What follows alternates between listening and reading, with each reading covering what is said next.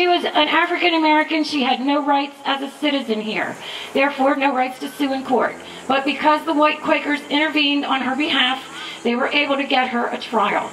The trial dragged on and on. Kitty and her children were placed in the Rappahannock County Jail, and there they stayed for over 300 days. But finally, one day in the Virginia courts, actually the jailer, Absalom Lillard, had been billing Samuel Maddox Jr., who had arranged this kidnapping, billing him for the money that it took to feed Kitty and her children while they were housed in the Rappahannock County Jail. So that's how it occurred.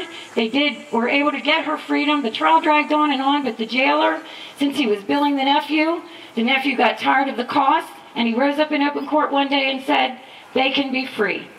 I don't want to fight this anymore." They returned and brought Kitty. Quakers from Virginia escorted her to Quakers here in Adams County, and they returned. It looks like our kidnappers have secured Kitty and the children in the wagon. They're going to come back here now to the Elkhorn Inn, where they're going to get the rest of their horses.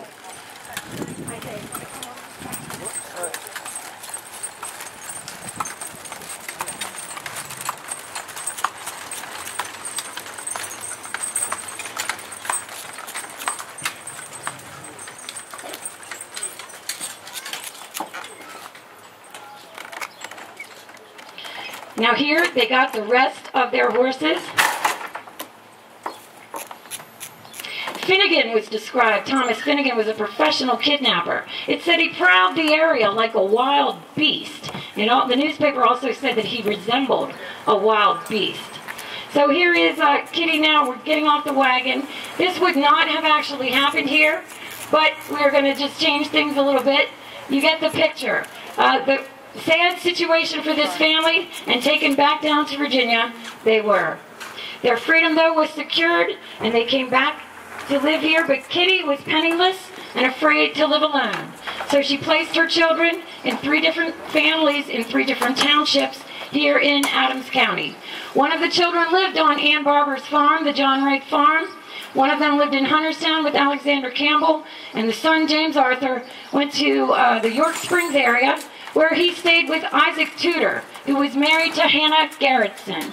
So these families, Cook, Wright, Grice, Tudor, Garretson, all had a part to play in helping Kitty and her family get their freedom again. Kitty's manumission document said that Kitty should be free from any person or persons whatsoever, but her freedom was short-lived. She did, however, also return to Adams County. She married Abraham Bryan, whose farm marks the high-water mark on the Gettysburg battlefield. She never lived on that farm. She lived on Washington Street in Gettysburg. Kitty gave him 2 children, a son, William, and a daughter, Frances. That daughter, Frances, later married a man that she met at a reunion in Gettysburg. His name was William Henson, and he was a black man who was a Confederate cook at Gettysburg. So if you think the Battle of Gettysburg was only fought by white people, you have been misinformed. Black people were employed with the armies. They were teamsters, they were laborers, they were cooks, and they were part of the effort. And James Arthur, Kitty's son, later enlisted in the United States Colored Troops. Daughter Eliza saw President Lincoln as he went to the National Cemetery from the David Wills house. So the kidnapping scene, as you saw, a sad and desperate time for Kitty and her family. But some good came out of this. The children were reunited, the 2 girls in Kansas, and then later in Michigan. So we have some more folks here, descendants. So I'd like to honor some of them. With us here today is Al Grice. Al, I'd like you just to come forward if you would.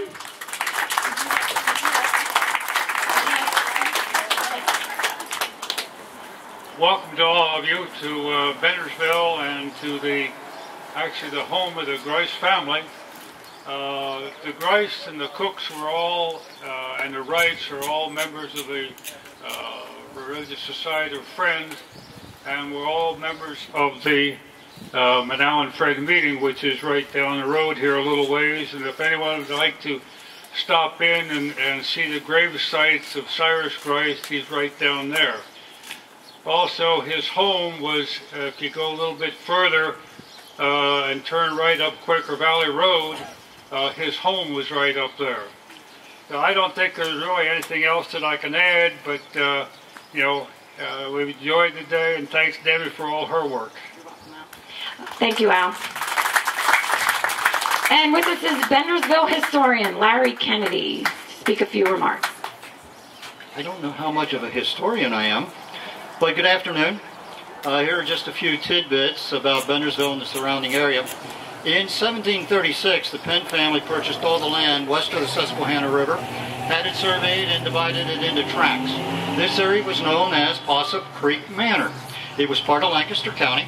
We became part of York when it was created in 1749. In 1750, York County subdivided into townships. This one, by the way, was Manawan. About this time, the French and Indian War was looming, and a blockhouse was built for protection. It was located between Ironsville and Bendersville, or Ironsville and Brisonia, I beg your pardon. In 1790, census listed a John Slusser as the operator of a log tavern, now the site of the Elkhorn, in Manawan Township, where 5 Indian trails converged. This area served as a migratory route for mostly hunting parties. Tribes known to travel through central Pennsylvania were the Delaware, the Iroquois, the Mohawk, the Nanticoke, the Seneca, the Shawnee, and the Susquehanna. In 1811, John Slusser bought and surveyed this tract and named it Wilsonville. The tract was again purchased in 1819 by the Bender family. Little happened until it was announced that Gettysburg to Newville Road would pass through and over the mountain to the ironworks at Pine Grove. Seeing this as a business opportunity, Henry Bender laid out the plans for a new town and began selling lots. The town would become Bendersville in 1832. Peter Studebaker, now owner of the Elkhorn, upgraded it to a hostelry, added a stone part to the structure, and improved all other accommodations. In 1836, Charles Myers established it as a hotel with an office and a fully stocked stable. By 1849, the Myers establishment was listed among the top 5 in Adams County. The town grew slowly. Some small businesses flourished, but didn't provide many job opportunities. By the Civil War, one could find the following in town. Along with general store items, you could find brick, carpet, carriages, caskets, cigars, harness, hats, molasses, plows, shoes, tinware, and wagons.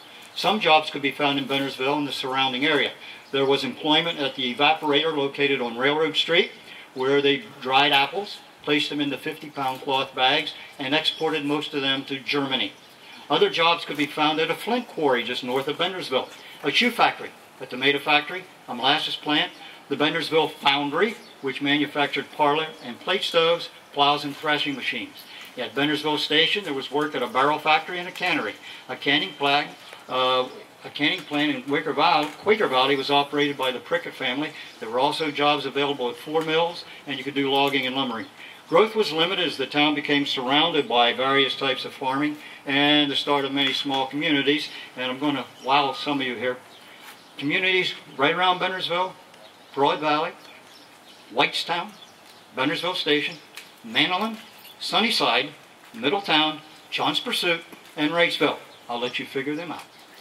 Many of the early farmers to arrive in our area received land grants for their service during the Revolutionary War. One of the earliest was the John Hartman family, who received land west of Bendersville near Brisonia in 1781. In the early 1780s, the Rice family, and that was spelled in R-E-I-S, purchased 500 acres of land west of Bendersville on the Potato Road. In addition to the fruit growing, the extended family has contributed much to this area. They helped in the founding of the Bendersville Lutheran Church, the Ironsville Bank, the Rice True and Rice Company, Rice Food Company, and the O.C. Rice and Son Implement business. In addition to founding the town, the Benders donated land for the building of the Methodist Church. They also donated land and helped to build Bender's Church and Cemetery. Many of the Benders are buried there today. The Studebaker family owned and upgraded the Elkhorn.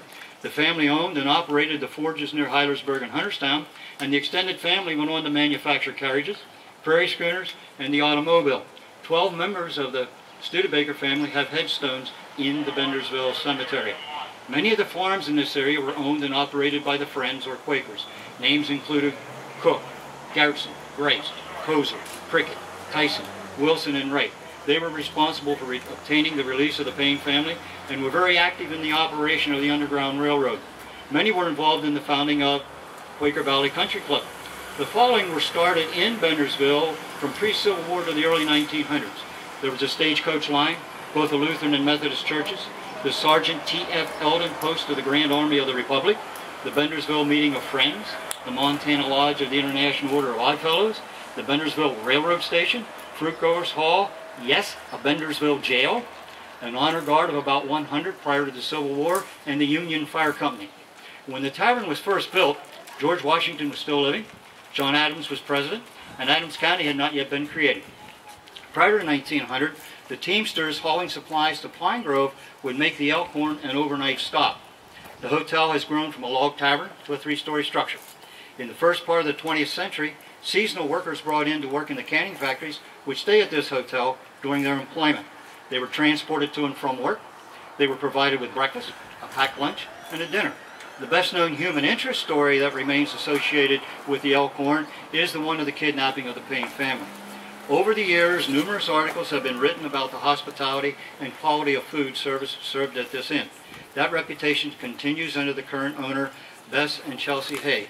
If you do not have any dinner plans for this evening, you might want to stay here and enjoy the food and the hospitality of Bendersville and the Elkhorn. Hopefully, with these few tidbits, we might have sparked an interest in our local history. So dust off those old photo albums, reread those old letters, recheck that old family Bible. You might be surprised at what you find. Thank you.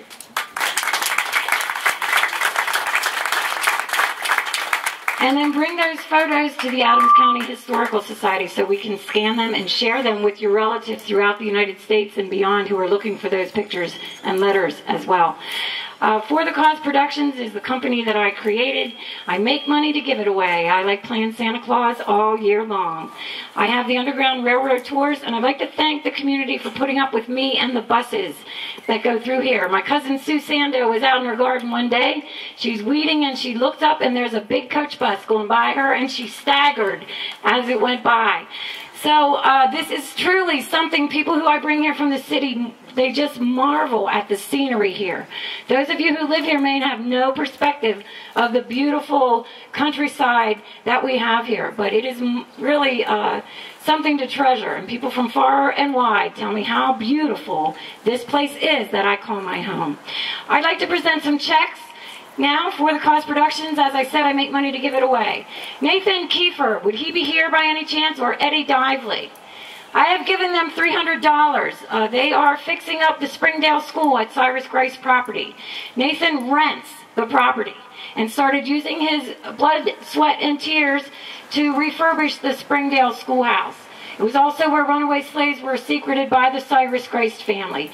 Eddie Dively owns the property, and together they're letting me take my future tours on the Underground Railroad in to see an actual place where runaway slaves were hidden in this area. I'm very grateful to Nathan and to Eddie Dively. I'd like to give $1,000 to the Manal & Friends meeting. This is partially my membership dues and partially an added bonus. Mary Gemmel helps me with these tours. She sometimes dresses like this as the buses arrive. She's in character. She tells them that they're not dressed properly for the day and makes them feel like they're stepping back in time. So I do this with the cooperation of the Manal & Friends.